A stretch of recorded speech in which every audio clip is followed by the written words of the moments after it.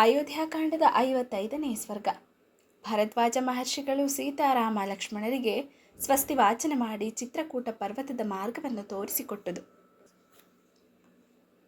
ಶತ್ರು ದಮನರಾದ ರಾಮ ಲಕ್ಷ್ಮಣರು ಸೀತೆಯೊಡನೆ ಭರದ್ವಾಜರ ಆಶ್ರಮದಲ್ಲಿ ಆ ರಾತ್ರಿ ತಂಗಿದ್ದು ಬೆಳಗಾಗುತ್ತಲೇ ಅವರ ಅನುಮತಿಯನ್ನು ಪಡೆದು ಮಹರ್ಷಿಗಳಿಗೆ ಅಭಿವಾದನ ಪೂರ್ವಕವಾಗಿ ನಮಸ್ಕರಿಸಿ ಚಿತ್ರಕೂಟ ಪರ್ವತದ ಕಡೆಗೆ ಪ್ರಯಾಣ ಹೊರಟರು.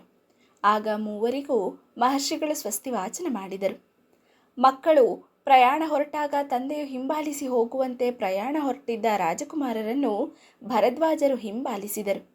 ಜೊತೆಯಲ್ಲಿ ಹೋಗುತ್ತಿದ್ದಾಗ ಮಹಾಮುನಿಗಳಾದ ಮಹಾ ತೇಜಸ್ವಿಗಳಾದ ಭರದ್ವಾಜರು ಅವರಿಗೆ ಹೇಳಿದರು, ಮನುಜಶ್ರೇಷ್ಠರೇ, ಇಲ್ಲಿಂದ ಪ್ರಯಾಣ ಹೊರಟಿರುವ ನೀವು ಇಲ್ಲಿಗೆ ಸಮೀಪದಲ್ಲಿರುವ ಗಂಗಾ ಯಮುನೆಯರ ಸಂಗಮ ಸ್ಥಾನಕ್ಕೆ ಹೋಗಿ ಅಲ್ಲಿಂದ ಮುಂದೆ ಗಂಗಾ ನದಿಯ ಪ್ರವಾಹದ ರಭಸದಿಂದ ಸ್ವಲ್ಪ ದೂರದವರೆಗೂ ಪಶ್ಚಿಮ ವಾಹಿನಿಯಾಗಿ ಹರಿಯುವ ಕಾಲಿಂದಿ ನದಿಯನ್ನು ಅನುಸರಿಸಿ ಪ್ರಯಾಣ ಮಾಡಿರಿ.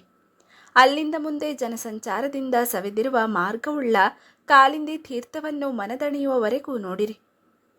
ಅನಂತರ ತೆಪ್ಪವನ್ನು ಕಟ್ಟಿಕೊಂಡು ಯಮುನಾ ನದಿಯನ್ನು ದಾಟಿರಿ. ಅಂಶುಮತಿ ನದಿಯನ್ನು ದಾಟಿದ ನಂತರ ಆ ನದಿಯ ತೀರದಲ್ಲಿ ಹಸಿರು ಎಲೆಗಳಿರುವ ಅನೇಕ ವೃಕ್ಷಗಳಿಂದ ಸುತ್ತುವರಿಯಲ್ಪಟ್ಟಿರುವ ಶ್ಯಾಮಲ ವರ್ಣದಿಂದ ಬೆಳಗುತ್ತಿರುವ ಸಿದ್ಧಚಾರಣರಿಂದ ಸೇವಿಸಲ್ಪಡುತ್ತಿರುವ ಆಲದ ಮರದ ಸಮೀಪಕ್ಕೆ ಹೋಗಿರಿ. ಅದರ ಬಳಿಯಲ್ಲಿ ಸೀತಾದೇವಿಯು ಕೈ ಜೋಡಿಸಿಕೊಂಡು ನಿಂತು ಶುಭಾಶಿಷಗಳನ್ನು ಪ್ರಾರ್ಥಿಸಲಿ. ಅನಂತರ ಆ ರಾತ್ರಿಯಲ್ಲಿ ನೀವು ಅಲ್ಲಿಯೇ ತಂಗಬಹುದು. ಮುಂದಕ್ಕೆ ಪ್ರಯಾಣವನ್ನಾದರೂ ಮಾಡಬಹುದು. ನಿಗ್ರೋಧ ವೃಕ್ಷದಿಂದ ಮುಂದಕ್ಕೆ ಒಂದು ಹರದಾರಿ ಪ್ರಯಾಣ ಮಾಡಿದರೆ ಮುತ್ತುಗದ ಮರಗಳಿಂದಲೂ ಅತ್ತಿ ಮರಗಳಿಂದಲೂ ಯಮುನಾ ನದಿಯ ತೀರ ಪ್ರದೇಶದಲ್ಲಿ ಬೆಳೆದಿರುವ ಇತರ ವೃಕ್ಷಗಳಿಂದಲೂ ವ್ಯಾಪ್ತವಾಗಿರುವ ನೀಲವಾದ ಅರಣ್ಯವನ್ನು ಕಾಣುವಿರಿ. ನಾನು ಆ ಕಾಡಿನ ಹಾದಿಯಲ್ಲಿ ಎಷ್ಟೋ ಬಾರಿ ಪ್ರಯಾಣ ಮಾಡಿರುತ್ತೇನೆ. ಚಿತ್ರಕೂಟ ಪರ್ವತಕ್ಕೆ ಆ ನೀಲಾರಣ್ಯದ ಮೂಲಕವೇ ಹಾದಿ ಇರುತ್ತದೆ. ಚಿತ್ರಕೂಟ ಪರ್ವತದ ಸುತ್ತಲೂ ಇರುವ ಆ ಅರಣ್ಯವು ಬಹುರಮ್ಯವಾಗಿಯೂ ಕೋಮಲವಾಗಿಯೂ ಕಾಡುಗಿಚ್ಚೆ ಮುಂತಾದ ಉಪದ್ರವಗಳಿಂದ ರಹಿತವಾಗಿಯೂ ಇರುವುದು. ಹೀಗೆ ಭಾರದ್ವಾಜರು ಚಿತ್ರಕೂಟಕ್ಕೆ ಹೋಗುವ ಹಾದಿಯನ್ನು ಶ್ರೀರಾಮನಿಗೆ ವಿಶದವಾಗಿ ತಿಳಿಸಿದ ನಂತರ ಶ್ರೀರಾಮನು, ಹಾಗೆಯೇ ಆಗಲಿ, ತಾವು ಹೇಳಿರುವ ಹಾದಿಯಲ್ಲಿಯೇ ಪ್ರಯಾಣ ಮಾಡುತ್ತೇವೆ ಎಂದು ಪ್ರತ್ಯುತ್ತರವನ್ನಿತ್ತು ಅಭಿವಾದನ ಮಾಡಿ ಅವರನ್ನು ಹಿಂದಕ್ಕೆ ಕಳುಹಿಸಿದನು. ಭರದ್ವಾಜರು ಆಶ್ರಮಕ್ಕೆ ಹಿಂದಿರುಗಿದ ನಂತರ ಶ್ರೀರಾಮನು ಲಕ್ಷ್ಮಣನಿಗೆ ಹೇಳಿದನು, ಲಕ್ಷ್ಮಣ, ನಿನಗೆ ಮಂಗಳವಾಗಲಿ. ನಿಶ್ಚಯವಾಗಿಯೂ ನಾವು ಮಹಾಪುಣ್ಯಶಾಲಿಗಳು, ಮಹಾ ತಪಸ್ವಿಗಳಾದ ಭರದ್ವಾಜರ ಅನುಕಂಪಕ್ಕೆ ಪಾತ್ರರಾಗಿದ್ದೇವೆ. ಇವರು ನಮ್ಮ ವಿಷಯದಲ್ಲಿ ದಯಾಳುಗಳಾಗಿರುವರು. ಇದು ನಮ್ಮ ಸೌಭಾಗ್ಯವೇ ಸರಿ.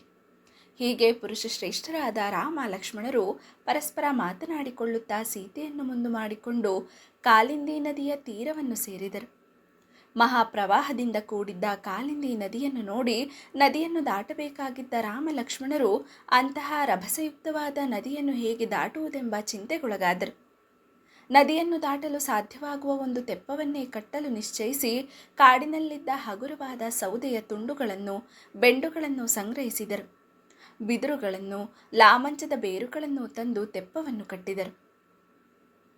ಬಳಿಕ ಲಕ್ಷ್ಮಣನು ಬಯಸೆ ಗಿಡದ ಮತ್ತು ನೇರಳೆ ಮರದ ಕೊಂಬೆಗಳನ್ನು ಕತ್ತರಿಸಿ ಅದರ ಎಲೆಗಳಿಂದ ಸೀತಾದೇವಿಯು ಸುಖವಾಗಿ ಕುಳಿತುಕೊಳ್ಳಲು ಒಂದು ಆಸನವನ್ನು ನಿರ್ಮಿಸಿದನು.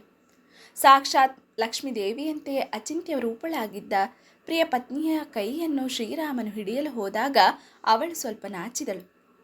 ನಾಚುವೆ ಏಕೆ ಎಂದು ಮುಗುಳ್ನಗೆಯಿಂದ ಹೇಳುತ್ತಾ ಅವಳ ಕೈ ಹಿಡಿದು ಮೆಲ್ಲ ಮೆಲ್ಲನೆ ತೆಪ್ಪಕ್ಕೆ ಹತ್ತಿಸಿದನು. ಬಟ್ಟೆಗಳನ್ನು, ಒಡವೆಗಳನ್ನು, ಗುದ್ದಲಿ ಪಿಕಾಶಿಗಳನ್ನು ಮತ್ತು ಆಡಿನ ಚರ್ಮದಿಂದ ಮಾಡಲ್ಪಟ್ಟಿದ್ದ ಪೆಟ್ಟಿಗೆಯನ್ನು ಇಡಲು ಶ್ರೀರಾಮನು ವೈದೇಹಿಯ ಪಕ್ಕದಲ್ಲಿಯೇ ಸ್ವಲ್ಪ ಜಾಗ ಮಾಡಿದನು. ತೆಪ್ಪವನ್ನು ಬಲವಾಗಿ ಹಿಡಿದು ಸೀತೆಯನ್ನು ಹತ್ತಿಸಿದ ನಂತರ ಪ್ರೀತಾತ್ಮರಾದ ರಾಮ ಲಕ್ಷ್ಮಣರು ತೆಪ್ಪವನ್ನು ಹತ್ತಿ ನದಿಯಲ್ಲಿ ಹಾಯಿಸತೊಡಗಿದರು. ತೆಪ್ಪವು ಕಾಲಿಂದಿ ನದಿಯ ಮಧ್ಯಭಾಗಕ್ಕೆ ಬಂದೊಡನೆಯೇ ಸೀತಾದೇವಿಯು ನದಿಯನ್ನು ನಮಸ್ಕರಿಸಿ ಹೇಳಿದರು, ದೇವಿ ಕಾಲಿಂದಿ, ನಿನಗೆ ಮಂಗಳವಾಗಲಿ. ನಾನು ನಿನ್ನನ್ನು ನನ್ನ ಪತಿಯೊಡನೆ ದಾಟುತ್ತಿದ್ದೇನೆ. ನನ್ನ ಪತಿಯು ಸಂಕಲ್ಪಿಸಿರುವ 14 ವರ್ಷಗಳ ವನವಾಸವು ಸುಖವಾಗಿ ಕಳೆಯುವಂತೆ ಅನುಗ್ರಹಿಸು. ನನ್ನ ಪತಿಯು ವನವಾಸವನ್ನು ಮುಗಿಸಿ ಇಕ್ಷ್ವಾಕು ಕುಲದರಸರಿಂದ ಪರಿಪಾಲಿಸಲ್ಪಡುವ ಅಯೋಧ್ಯ ನಗರಿಗೆ ಆಗಮಿಸಿದ ನಂತರ ನಿನ್ನನ್ನು 1,000 ಗೋವುಗಳಿಂದಲೂ 100 ಮಧ್ಯದ ಘಟಗಳಿಂದಲೂ ಅರ್ಚನೆ ಮಾಡುವೆನು. ನನ್ನನ್ನು ಅನುಗ್ರಹಿಸು. ನಿನಗೆ ಮಂಗಳವಾಗಲಿ. ಸೀತಾದೇವಿಯು ಹೀಗೆ ಕೈ ಮುಗಿದುಕೊಂಡು ಕಾಲಿಂದಿ ನದಿಯನ್ನು ಪ್ರಾರ್ಥಿಸುತ್ತಿರುವಾಗಲೇ ತೆಪ್ಪವು ನದಿಯ ದಕ್ಷಿಣ ತೀರವನ್ನು ಸೇರಿತು. ಅನಂತರ ಅದೇ ತೆಪ್ಪದಿಂದಲೇ ರಾಮ, ಲಕ್ಷ್ಮಣ, ಸೀತೆಯರು ಸೂರ್ಯನ ಮಗಳಾದ ಬಹುವೇಗವತಿಯಾದ ಅಲೆಗಳ ಪರಂಪರೆಗಳಿಂದ ಶೋಭಾಯಮಾನವಾಗಿ ಕಾಣುತ್ತಿದ್ದ ಎರಡು ತೀರಗಳಲ್ಲಿಯೂ ಹಲವಾರು ಬಗೆಯ ವೃಕ್ಷಗಳ ಸಾಲುಗಳಿಂದ ಸಮಾವೃತಳಾಗಿದ್ದ ಯಮುನಾ ನದಿಯನ್ನು ದಾಟಿದರು. ಬಳಿಕ ತೆಪ್ಪವನ್ನು ಅಲ್ಲಿಯೇ ಬಿಟ್ಟು ಯಮುನಾ ನದಿಯ ತೀರ ಪ್ರದೇಶದಲ್ಲಿದ್ದ ಅರಣ್ಯದ ಮಾರ್ಗವಾಗಿ ಶ್ಯಾಮಲ ವರ್ಣದಿಂದಲೂ ಹಸಿರೆಲೆಗಳಿಂದಲೂ ಪರಿಶೋಭಿಸುತ್ತಿದ್ದ ಶೀತಲವಾದ ನೆಳಲಿನಿಂದ ಕೂಡಿದ್ದ ಸುಪ್ರಸಿದ್ಧವಾದ ನ್ಯಗ್ರೋಧ ವೃಕ್ಷವನ್ನು ಸೇರಿದರು.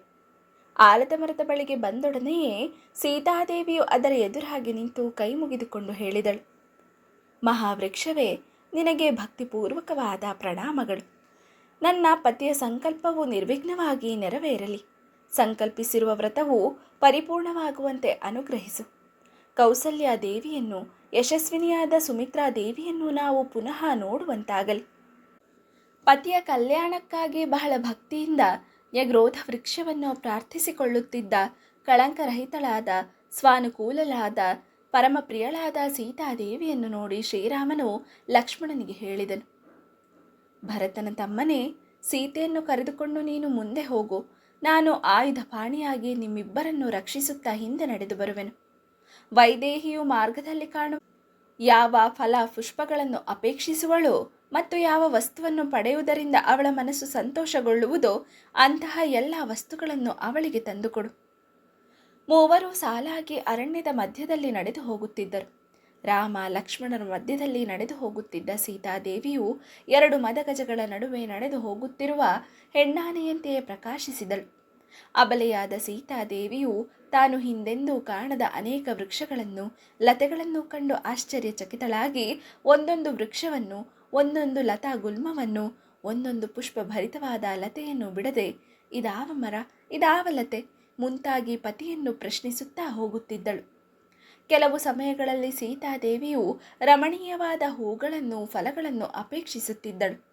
ಸೀತೆಯ ಮಾತನ್ನು ಬಹಳ ಬೇಗ ನಡೆಸಿಕೊಡಬೇಕೆಂಬ ಆತುರವುಳ್ಳ ಲಕ್ಷ್ಮಣನು ಅತ್ಯಂತ ರಮಣೀಯವಾಗಿರುವ ಹೂವಿನ ಗೊಂಚಲುಗಳಿಂದ ಕೂಡಿರುವ ವಿಧ ವಿಧವಾದ ವೃಕ್ಷಗಳ ರೆಂಬೆಗಳನ್ನೇ ಕತ್ತರಿಸಿ ಸೀತಾದೇವಿಗೆ ಒಪ್ಪಿಸುತ್ತಿದ್ದನು.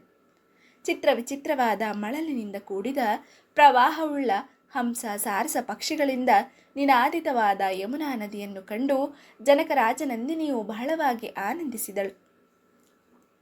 ಯಮುನಾ ನದಿಯ ತೀರದ ಈ ಅರಣ್ಯ ಪ್ರದೇಶದಲ್ಲಿ ರಾಮ, ಲಕ್ಷ್ಮಣರು ಹರದಾರಿಯಷ್ಟು ದೂರ ಹೋಗಿ ಭೋಜನಕ್ಕೆ ಯೋಗ್ಯವಾದ ಮೃಗಗಳನ್ನು ಬೇಟೆಯಾಡುತ್ತಾ ಅರಣ್ಯದಲ್ಲಿ ಸಂಚರಿಸಿದರು. ನವಿಲುಗಳ ಸಮೂಹಗಳಿಂದ ಧ್ವನಿತವಾದ, ಕಪಿ ಕುಂಜರಗಳಿಂದ ವ್ಯಾಪ್ತವಾದ, ಶುಭಾವಹವಾದ ಆ ಅರಣ್ಯದಲ್ಲಿ ವಿಹರಿಸುತ್ತಿದ್ದ ವನಚಾರಿಗಳಿಗೆ ಮಹಾವೀರರಂತೆ ಕಾಣುತ್ತಿದ್ದ ರಾಮ, ಲಕ್ಷ್ಮಣರು ಹಳ್ಳ ತಿಟ್ಟುಗಳಿಲ್ಲದೆ ಸಮತಟ್ಟಾಗಿದ್ದ ನದಿಯ ತೀರ ಪ್ರದೇಶದಲ್ಲಿ ರಾತ್ರಿಯಲ್ಲಿ ತಂಗಲು ಸ್ಥಳವನ್ನು ಕಲ್ಪಿಸಿಕೊಂಡರು. ಇಲ್ಲಿಗೆ 55ನೆಯ